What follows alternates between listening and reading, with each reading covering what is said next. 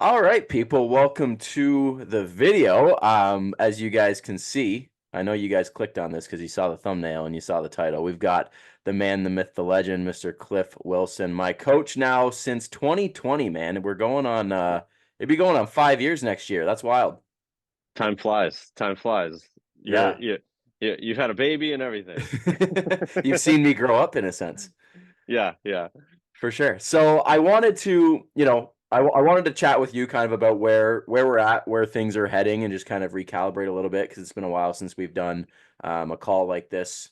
And I think, like I mentioned to you before we started, I've done stuff like this where me sharing my insights of where my clients are at and kind of the path they're on and the steps we're taking and where we're going.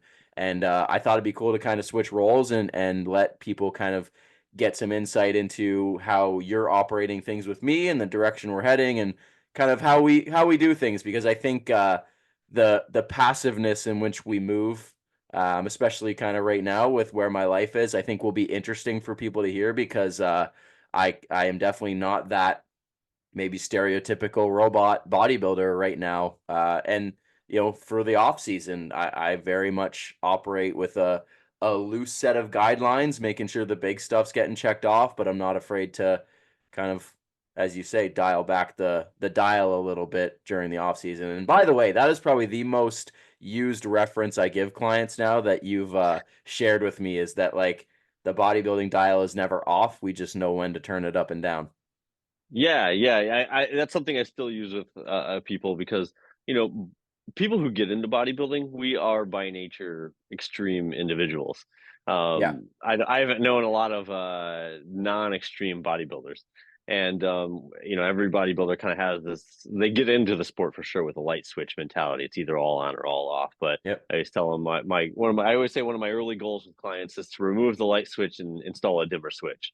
Yeah. I only want it on at 100%. If honestly, the longer we can go without keeping it 100%, like you turn it up at the start of prep, but I really only want to reach 100% maybe the last 10 weeks or so, Yeah. maybe even eight. And then, the off season comes, we dial it down. And, like we talked about too, you've got a baby, the number switch needs to go down a little bit more, in Yeah. terms of this is your precision, your accuracy, your focus, those types of things, because you only have so much energy to put towards things during the day. And I like this concept too of discussing longer term plans because I think me, I tend to have long focus with clients. Yep. I automatically, maybe this is arrogant of me, but I automatically assume that I will have time to work with someone. Yeah. Like I tend to be career focused, not just single show focused. Yep. And the challenges you face in this phase of your career were challenges different challenges than what we faced the first prep. And so it's Yeah. like each phase of someone's career, you have different things to manage, but always on the upward trajectory. Yeah, no, for sure. So let's back up a little bit. So I come off stage 2022, banger of a season, achieve the goal, WNBF pro card. Um, I don't know if I ever told you this, but after the show, I felt almost lost for a little bit. I felt like I beat bodybuilding because WNBF pro card was the sole focus ever since pretty much like 2020 when we started kind of getting things going. I was like WNBF pro card is kind of the ultimate goal, and I never really thought past that. That was kind of my finish line. So have you found with clients like kind of if they set whatever goal it may be that when that goal's hit, there's almost like a well now what? Because I felt that for probably a good like 8 to 10 weeks, there was just this kind of like I don't know what's next for me. Yeah. You never did tell me that, but I sensed it in the aftermath. And to be honest with you, it's something I had concern about going in. Just because how often you would mention that as the goal.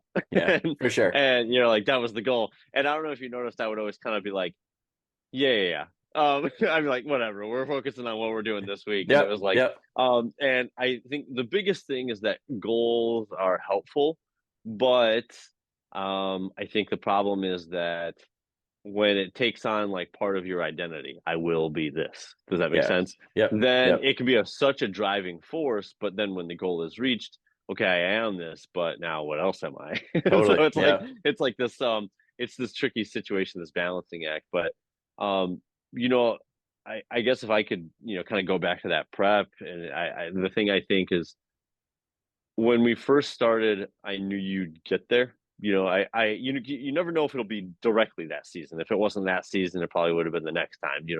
Yep. There's always a factor of who shows up, but um, you know, you had all the tools, and then you developed the mental tools along the way even faster than I thought, which I was so proud to see. Like, it was like boom, boom, boom.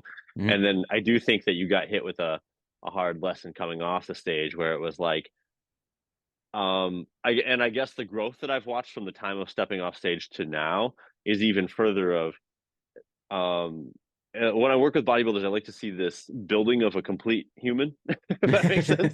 Yeah, yeah. Like, almost a lot of times when I have clients win big shows, sometimes I'll ask them, where does bodybuilding rank in the importance of your life? Mhm. The clients who are continually winning huge shows, it's never number one. It's just never. The sweet spot, Which is so contradictory to what people think. yeah, it's never number one. In fact, I have never. Okay, I usually will ask that question to clients that win pro shows or higher. And I've never had a person that won a pro show, never had them say bodybuilding was number one. Usually the sweet spot seems to be number three or number four. They have different answers. Some people it's religion, some people it's family, Yep. wife, whatever, job. Job also comes before bodybuilding quite often as well. But and it's been awesome to see you put these pieces in place, because I see you adding more and more things that fit holistically around bodybuilding. Yeah. And and I guess the thing that comes with that is also this distinction, is that okay, everybody messes up on their diet. Anybody who claims otherwise, everybody has an off training session, whatever. And anybody who claims otherwise is just kidding themselves or lying to the rest Yeah. of the world. But when it happens, right? Okay, we have the subjective. When it happens, we fail. We failed, right? We have varying degrees of failure, but it happens. But I think when you have these other things that are important to you, now it's okay. I failed, right back on plan the next day. But Yeah. if the only thing you have is bodybuilding, then now you haven't just failed, you are a failure. Yeah. Yeah. There's a big Yeah. difference between I failed and I'm a failure. Yeah. It's an And that gets identity hard. now. Yeah, yeah, Yeah. No, that's cool. See, we're already off to a good start. This is going to blow yeah. people's minds. This is going to be a good chat. Okay. So then I come out of that, right? I get over Yeah. it. I think part of it was also like a little bit of like bodybuilding burnout, just with, not only because like prep is prep, right? Like you just do it, but also like being a coach and being like deep in the bodybuilding scene with like Natty News and the media. Like my whole world in some form or another outside of like my wife and son is like bodybuilding to a large degree. So I almost had like a bodybuilding burnout at the end of prep. And then Hmm. along with that kind of compounding of achieving like, at that time was like the lifelong bodybuilding goal. And I was like, okay, well, I don't know what's next. Obviously, there's many more mountains to climb, but at the time, that was my peak. And then, kind of get over it, kind of recalibrate myself a little bit, and it's like, okay, now what? So, um, you know, 2022 to 2025, right? 3 years. Hmm. What do you uh long off seasons, you know what I mean? What's your take on that? What do you think when I proposed, okay, we're going back in 2025, is your initial thought like, yep, that makes sense? Are you like maybe that's too long? What's your headspace with that? Well, let me ask you a question. How long do you think it took you to get back to like really enjoying training again? Like, or was it right away? Or did you It feel like, it was pretty quick. Once I got kind of like my healthy weight back on, like that yeah, first 10 to 15, and I just like generally felt good again.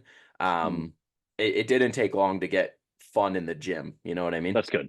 Yeah. That's good. I find that sometimes some people struggle with that. I think that's usually the first thing that comes is finding that joy of training again. Because when you're like 4 weeks out and you have striated glutes, training isn't quite the joy that it once Yeah. was. um, Yeah. but no, the long off season, um, natural bodybuilding is works in absurdly long timelines. Yeah. And you have to be a little crazy to be a natural bodybuilder in one regard, because you're like, oh yeah, I can't wait to have this great day 3 years from now. You know what I mean? Yeah, yeah, for sure. Uh, and so the patience that it takes, it's this combination of acting with urgency, but waiting with patience for the Yeah. results of that action. And not everybody has what it takes to do that. And so I think the thing is, we made so much muscular progress from the time we started working together to the time you competed. I don't know if you Yeah. remember how much that was. Like it was a ton. I think Yeah. some It's of it was wicked. also like, yeah, it was.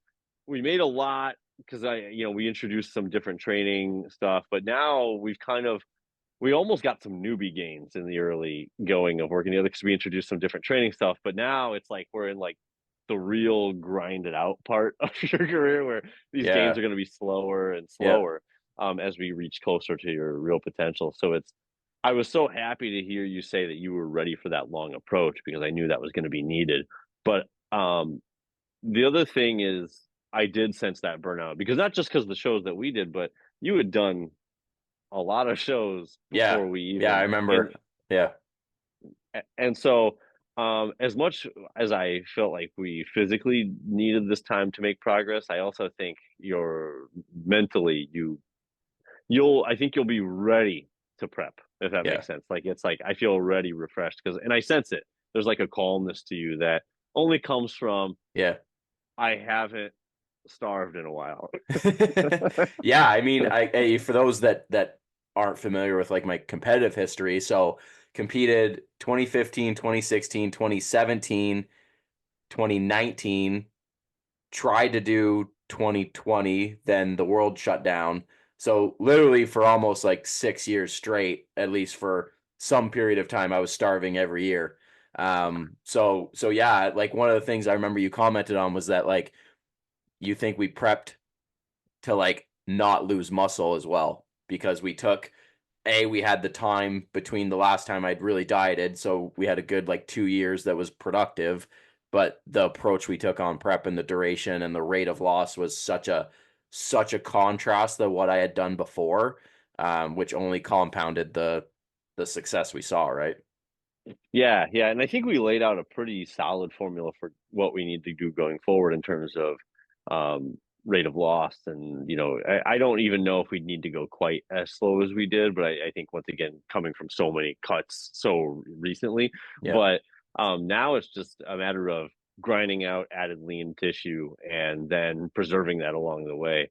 And I mean, the progress we've made even from that last show to now is evident in the off season, which isn't always the case for a natural bodybuilder. So that's a good sign because even 2 pounds or 3 pounds of added muscle tissue with body fat covering it isn't always visible. for People sure. don't like to hear that, but sometimes they'll be like, I don't really see a difference from 6 months ago, and I'm like, well, Probably yeah, not. you're a natural bodybuilder that's in the off season that's been training 10 years. You probably have added maybe a half pound or a pound, but you're not gonna be able to see it Yeah, until you yeah, diet down. yeah. Keep that patience for sure. Yeah. Um, let's talk about kind of off-season approach. So obviously you have structure and guidelines for me. We'll talk maybe nutrition first because I think this is the one that I think is most interesting for people. I have my habits and routines in place and I have the guidelines that you've given me. But within that, I'm not afraid of a meal out. I'm not afraid of a vacation and not tracking and weighing everything exact. And I know this is something you support in the off season where it's like you don't need to be a robot. And I think a lot of people struggle with letting go of that attachment. Like, for example, my day to day is the same. Dinners, I have enough of a trained eye and enough of a like a what's the word? Not willpower, but let's like portion control, right? I know kind of where, okay, if Cliff wants me having 60 carb, 30 protein, 10 fat, whatever the food is, I can probably get within striking distance of that. So can you talk about that a little bit? Yeah, yeah. I would actually put this under skill acquisition. Because a lot of times the skills people don't think of this sport in terms of skills. Okay, you want to be a professional basketball player. Okay, you better be able to cross over. You better be able to shoot a free throw. You better be able to shoot a three. They think of other sports in terms of skill acquisition. They don't think of bodybuilding in terms of skill acquisition, but this is that. And it's Yeah. not just gym stuff. Yeah, you have to be able to perform a squat. Can you target your you know, lateral delts, can you do all these things? But there's also a lot of dieting skill acquisition that takes place. Yep. And what you named is a very difficult and nuanced acquired skill, which is being able to live your life and still not derail progress. So a lot of things go into that skill acquisition. Can I be mindful Yep. with my meals? And so sometimes, I'm sure you get this all the time with your clients, where they'll eat out and they overdo it, right? They gain like 3 pounds. End of the world. Maybe, yeah, and then they're like, "Well, I just won't do that anymore." I'm like, "No, no, no, no. Yeah. That's That's not a like, solution. yeah." You always hear women complain like their husbands put the dishes away wrong, and the husband's like, "I just won't put the dishes away anymore." She's like, "No, I just want you to learn to do it right." Yeah, You yeah, know for what I mean? sure. And so it's like, no, I want you to learn to eat out. Like, we just need to figure out how to do it without derailing progress. And so it's because this goes back into like multiple things. One, that bodybuilding burnout we talked about. Sometimes people haven't eaten a meal out in forever, and multiple things I see happening in that with off seasons. One, by the time prep comes around, they're already mentally fatigued from the Yeah. self control they've had to exert by not living life, right? Other thing is some people get so restricted with having to measure everything that they eat for the end of time, that it brings out like a whole host of other possible side effects, like honestly depression, anxiety. And so this is where kind of like risk analysis comes in with bodybuilding. Is like, okay, do I eat out and like let go of this control factor for just a little bit, and can I do it without derailing my body weight? And how often can I do it to where I feel comfortable in life? Yep. And so it's about finding this balance. And I think that my approach is, um, it will change depending on the person and like what their needs are, because some people need to go out to eat more often than others, mentally, Yep. and also the skill level of the person. Like, I view you're a coach yourself, you're a great coach, and so Thanks. you have, yeah, you have great skill level in this stuff. And so I guess my view is that, and you are a pro, but there's, I would say, on the natural circuit, there's varied levels of pro, even in the IFBB too. There's like varied levels of pro Yeah, yeah, for skills, sure. right? And so I guess I view it as, I don't need to micromanage you. Yeah. You know how to manage this. You know how to handle this. And I always say, one thing I always say is like, it's like Steve Kerr. He doesn't tell Steph Curry exactly when to shoot. He draws up plays, but then he lets him use his best judgment. And Hmm. so it's like, the way I manage this with you is different than what I would do with a first time competitor that's never competed before. That's like I'm working with a grade school, player, almost like they're picking up a ball for the first time. I'm like, this is how you do this. Whereas, what the exchange we're having is, I would say, a little more free flowing and a little loose, where you can make those judgment calls day to day. Yep. Yep. I always laugh because like the odd time people like will ask me, what our check-in process looks like or what our and I'll never forget one time I just was like, this is what I sent him this week. And it was like, hey man, dropped a pound, everything's feeling good, pics attached, chat soon. And Yeah, then you were like, something along the lines of, sweet, we're killing it, man. Keep up the good work. Chat next week. And like that, and that's something that like I would say early on in my career would not be the case. You know what I mean? I tell people I'm like, I'm very I'm not as needy as a client anymore, right? Like you said, I have kind of grown and have those skills and stuff, and I will ask questions when needed. And as we get closer to the show, obviously our level of communication will change. But right now, we have structure and plans in place, and it's kind of just like a do the do. If something comes up, we'll talk about it. If not, then we just keep going. yeah, and we laid a lot of foundation with longer emails in those early days For too. And sure. yeah, I mean, well, and you and I are both coaches, so we could probably gab about this for hours. But like, I think sometimes also it's like, uh, people kind of try to force things in the coaching arena. In my opinion, they're like trying to. One time I was talking to a young coach where he was trying so hard, like he wanted to be a good influence in his clients' lives, and he was explaining to me what his exchanges were like. And I was like, hey, I love that you're passionate, but I was like, not every week needs to be like a heart to heart. Like you got Yeah. to give these people. I was like, you got to give these people a break. Like sometimes just be like, hey, looks good. I don't think. I was like, I don't want them to. I was like, I don't think you need to have it where like I got to email coach and get ready for a long convo this week. You know what I Yeah. mean? Yeah, yeah, for sure. Yeah. Yeah. But no, your skill acquisition in this offseason has been awesome. Like you developed patience in that first prep, and now that's like not even a discussion that we need to have anymore. You, like you said, you crushed that. Now you've been finding that balance, and it's like this finely tuned thing. And some of it, I would say, a big role that I've played, the role that I guess I've tried to play for you this off season has been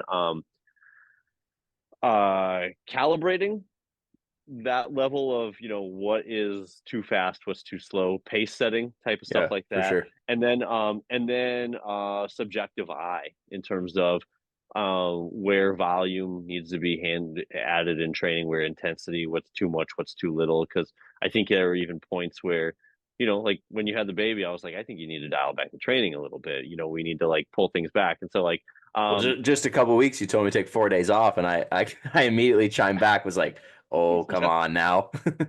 yeah, and so I think that different roles.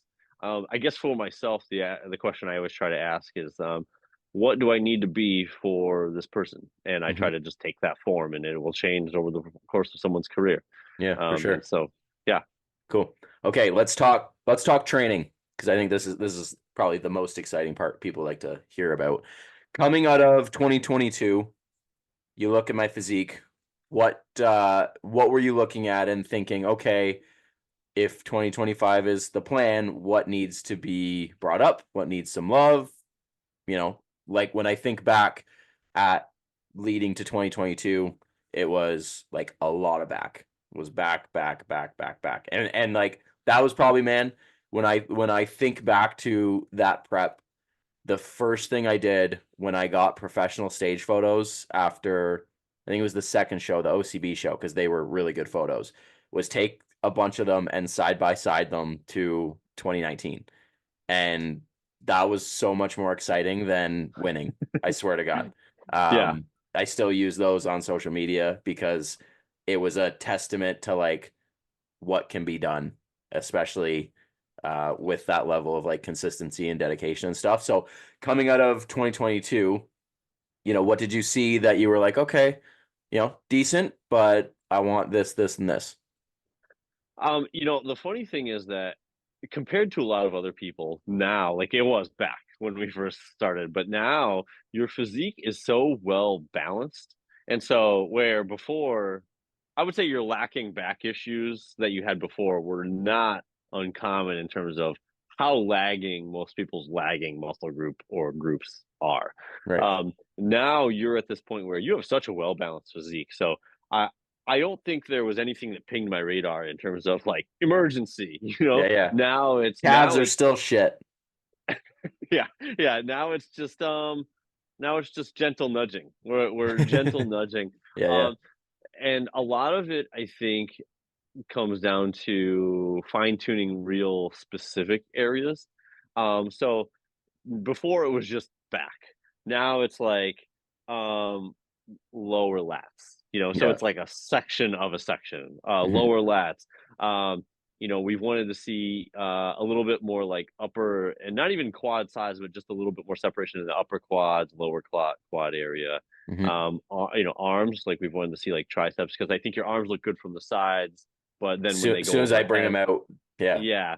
And so now we're trying to hit like long head of triceps, things like that. So these really specific muscle groups, I always say, you've reached peak bodybuilding status when you're targeting areas of your physique that the average gym goer has never even thought about. Yeah, yeah. Even like the serious gym bro, if you walk in like, what are you working today? I'm like lower lats, then Yeah. they're like, oh, Oh okay. shit. This guy means business. Sick lower lats, bro. Yeah. so Yeah. um and so now it's just these real small areas just to make you more and more complete. And I would say, especially for yourself as a you're a lighter competitor. True. And so you're never gonna be the biggest guy on stage. you can be rounder and fuller, and but to be the biggest, only one or two guys usually have that distinction pretty handily. And Mhm. so now we really geared towards being the most complete. Yep. And most complete is having these muscle groups. And by the way, like you with Natty News always appreciate history. I kind of even really changed my mindset on like most complete when I saw Brian Whitaker beat Siobhan Cunningham for the first time back in 2015, and Siobhan was bigger. And I had actually had the women's bodybuilding champion at that show. Um, and so her name was Candace, and she won her championship, and we came back to the stage to watch the men go out. And when they turned to the back, Brian Whitaker was so much more complete from the back. Siobhan was bigger, but Brian he had lower lats, he had hamstrings, and he was just And a fellow eh, lightweight, I might add. yeah, yeah. And Candace, I remember when they turned the back, Candace goes, "Oh Lord, it's over." And it was close from the front, close from the side, and then it was over. And so I guess I think about that when I think about your physique, is that when you turn from each angle, you Yep. know, your highlights are going to automatically highlight themselves. But then I think, how do we bring up the areas that are deficiencies to where nobody looks at you and thinks, "Oh, he's really got you there." It's Yeah. try to just bring up those deficiencies and those little areas that judges usually don't even look at. A lot of judges aren't scoring lower lats; they just like it when they see it. If that makes sense. Yeah, yeah, for sure. Yeah, and that like complete physique, you kind of know it when it's there. Like Brian to me is probably like if not the greatest, like he's up there. And again, especially as Brian was never the biggest competitor, and even now that I've transitioned to being a dad, like Brian was a husband, a father, and worked full-time job and was one of the best bodybuilders on earth. And I think to me that I can resonate with that because he wasn't the guy that was the robot 24/7, but still had such an incredible physique. So it's super cool to hear that. So um here we are now. We've entered a little cut, which I've shared with people online. So if we go back to 2022, prior to that, I got married. So interesting that life events always happen right before I step on stage. But I'd beefed up to 200 during that off season, which is the heaviest I'd ever been. Um, was strong, but definitely soft for sure. But I think for that period of time, especially like we chatted about before, after so many periods of dieting, it probably had some merit to get those calories at least a good bit higher and just let my body be big for a while and kind of marinate in the slow cooker for a bit. So we opted to come down before prep started, and I wanted to be a little bit leaner on my wedding day. So come down to 180. We held that for 3 or 4 months, and then we kicked off prep, and here we are now doing something very similar. But you wanna come down a little bit lighter than even 180. You told me maybe high 170s. So from where we started around 194, 195, kind of around that like 15, 16, 17 pounds. What's your rationale behind kind of chasing it a little bit leaner? Yeah, I think there's a couple of things where you're always kind of experimenting with people. So first off, I do think letting your body weight get higher was a good call, because with each person, you're going to find that they reach a body fat level where um, getting much heavier would actually take a lot of work. Yep. And I think that one, having such high caloric intake regularly coming in is not only a good atmosphere for muscle growth, but also kind of going back to what we said, where it does allow you a little more freedom in terms of the foods you're eating. You can eat out, and so it's like life just gets easier. And so I think that was a good body fat level for you to experience that. Yep. So it's like this life ease that comes along with being able to choose from so many different foods and eat out. So you got that period of being able to like let your shoulders down a little bit. I do like a cut before a prep, because the distance between that area where people usually feel great and show weight is usually pretty vast. And they don't usually start to feel bad until somewhere in the middle. Hmm. I kind of sometimes I'll just call this dieting to the brink, where you try to take someone as close as you can get in the mini cut before the prep, as close as you can get to show weight without dieting side effects, negative side effects, hormonal impacts, Yeah. cravings, where life just gets hard. Um, and I suspect this time that you will feel a little bit better after not stepping on stage so frequently, so recently. Um, and then I think that you are going to see that we can minimize the length between the start of your prep and the end of your prep by just getting a little bit closer. Sure. Because the thing is, if you can comfortably hold it, which we'll find out, right? Well, if you start telling me, and you know me, I'm never married to a plan, so if you start telling me that this is just too hard, I'll listen. But the way I see it is, if we can get 6 pounds leaner, Yeah. and comfortably hold it, right? Comfortably hold it, bring food up to the max where we're not gaining again, then we can shave off 6 weeks of prep. I Yeah. mean, which is nice. That's nice. Yeah. And Yeah. then For sure. then what happens is you are starting prep 6 weeks later with a higher food intake. You're fresher, more retained mass, you feel good, all that good stuff. And it gives us the option where maybe we don't shave off a total of 6 weeks, we shave off um, maybe 4 or 5 weeks, where we can introduce more diet breaks into the plan. We can, if we decide we want to go try to get even leaner, we have a few extra weeks to get even leaner. Oh yeah. It just gives us so much freedom to work. And I like that freedom to operate on and make calls based on what we see, not make calls based on a crunch timeline. Yep. Yep. Yeah. So for some perspective for people, so we started. I think this was week 10, and we started around 194, 195, touched 183. So we're right around that kind of 10 to 12 pounds off that Yeah. initial weight. So and I feel great. I have no decrease in energy, no changes in like mood or food focus or anything like that. Um, I don't know if it's just because interestingly enough, my calories are lower now than they were like on prep, at least for the first like good 12 or so weeks of prep, which was interesting to me and just goes to show that your body changes over time and you have to do different things.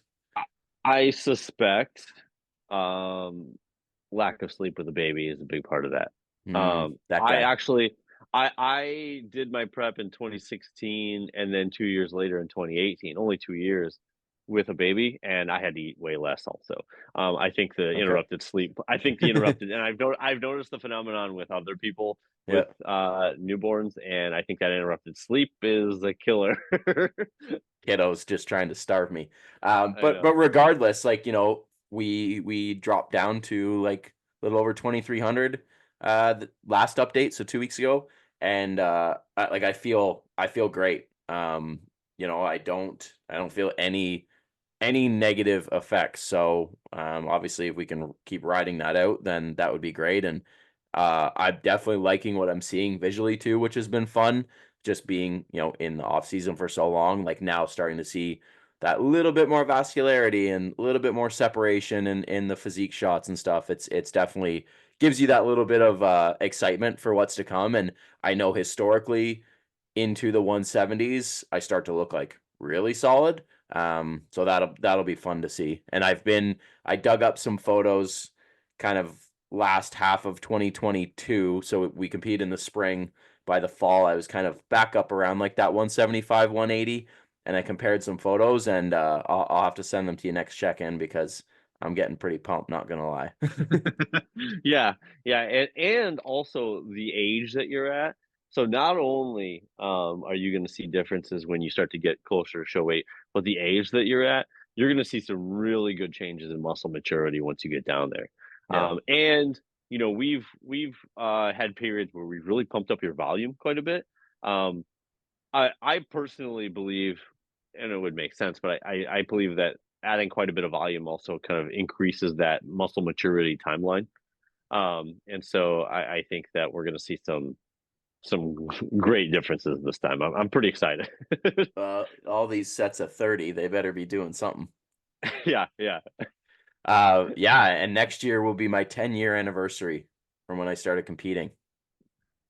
Yeah, and that's what usually I think I've probably said this to you. I honestly think a decade in is when you really start seeing the magic Yeah. happen.